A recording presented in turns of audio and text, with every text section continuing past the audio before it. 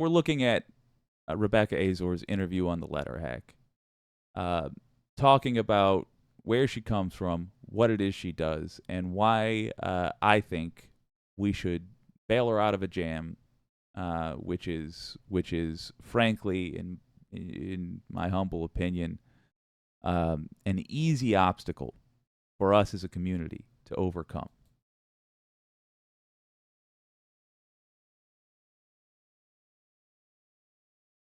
I keep hearing the term, and it's probably not new. It's just I've heard it in use a lot more. Media activism or media activist. Um, what does that mean for you in your work? Yeah. So for me, I would say, people will say I'm an activist, and I think that's just somebody who is so close to an issue, who's in media, and who is an activist for those issues.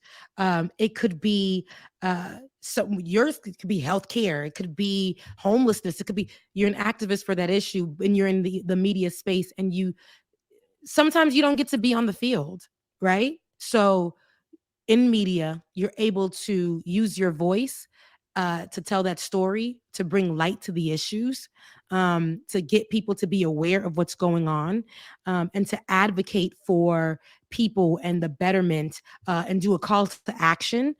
So I think in media, I know it can get a little sticky because it's like, how are you an activist? You ain't doing nothing.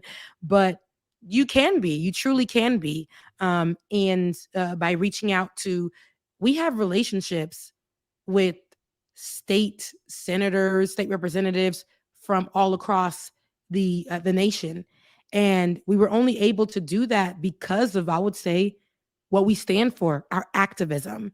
And I think that in this, they know that this is a media space. There was a time where people did not want to recognize people who were in media in the digital space as actual journalists, actual commentators, um, you know, activists, as activists either.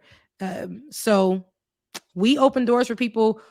It doesn't have, you don't have to be the most popular activist. We're going to get you on our show because we know, I seen you. I saw the work you were doing. I see what you're doing outside. I see how you're able to feed the homeless and things of that sort. I see. So we want your voice on here. You're an expert on homelessness to me. I don't want just the most popular person that we're never going to be able to reach out to. We're going to have to go through 17 people to get through, So if we all band together, that's activism in itself.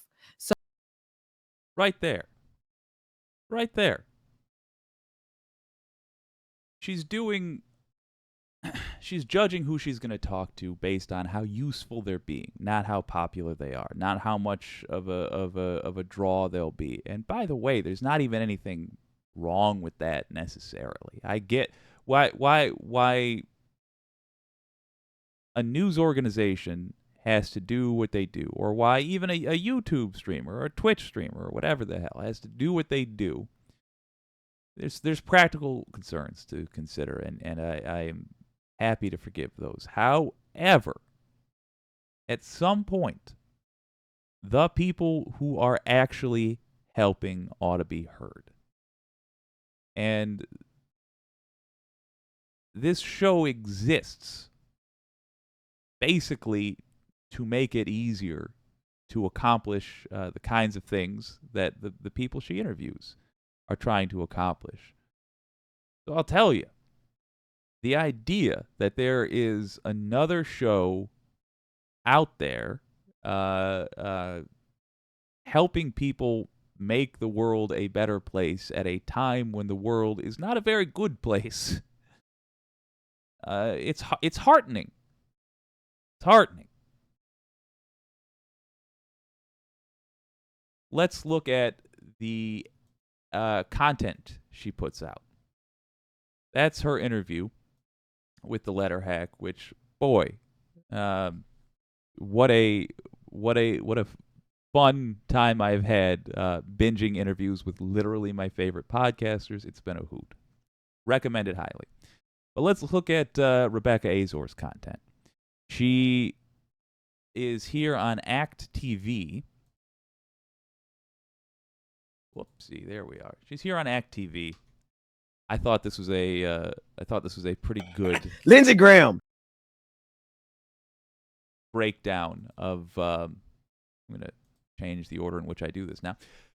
Thought it was a pretty good breakdown of how she handles just topics. She's talking with Benjamin Dixon, and she is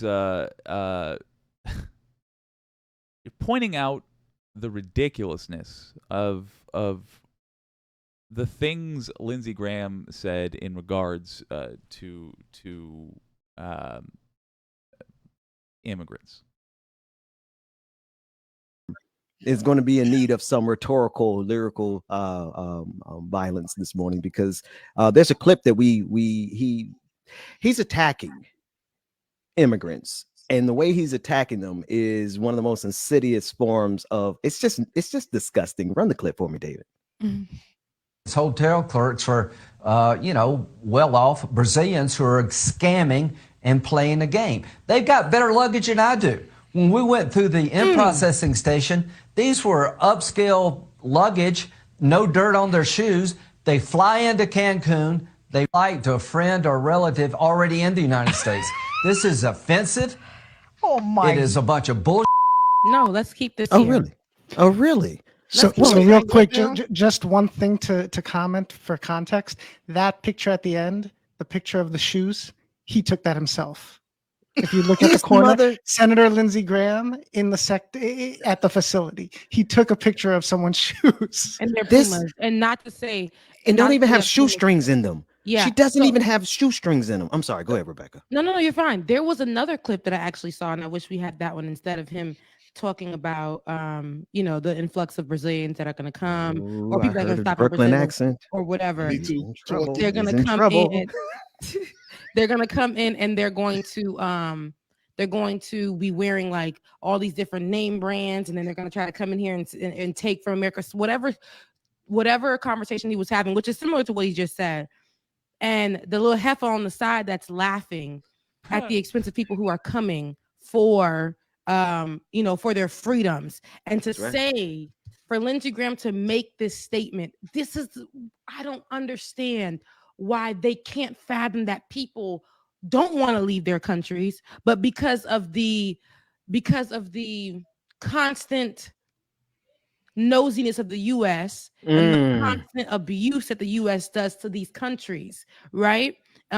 So they're gonna come over here and see what the US is talking about. This land of the free, right? This melting pot that is accepting and that loves everybody and that is full of different colors and all of that. They're gonna come here and try to get their freedoms. They're gonna come here and try to be safe. They're gonna come here and try to save the lives of their family. A lot of times, and I want to point out this too, a lot of times of these immigrants or these asylum seekers, a lot of times back in the day, remember I told you guys we have a thing that we call the doom.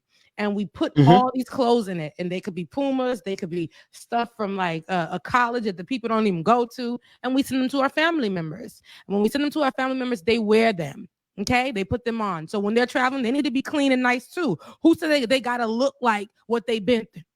Who said they gotta like what they've been through? Come on, somebody. Now, Woo. but this is still so dangerous for this to come out and to be a joke. It's a joke. It's funny to him. And for him to have taken this picture of somebody, who knows if that's just a regular person, probably not even going through nothing. And he's seen that, and he assumes his assumptions. Oh, not only his assumptions, but the fact that he's a prejudice. He's prejudging folks, not knowing if this person or that person is going through, but just because how the person looks, and maybe because their skin had a tinge of brown in it, they had to be somebody who was seeking asylum. Just a drop. Just One a drop of melanin.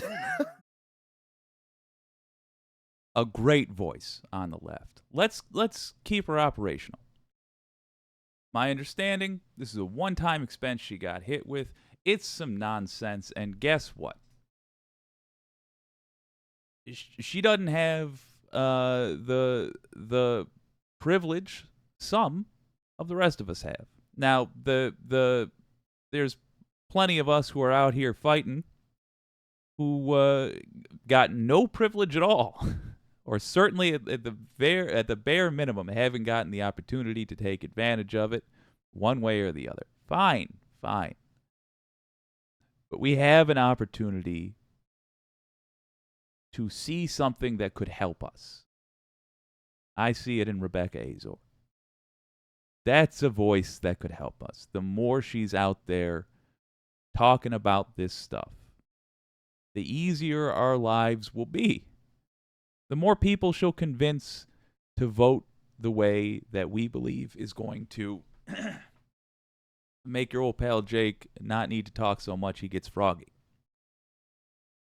The more folks out there being convincing like that, making solid points like that, interviewing the kinds of guests she chooses to interview, the better our lives are going to be.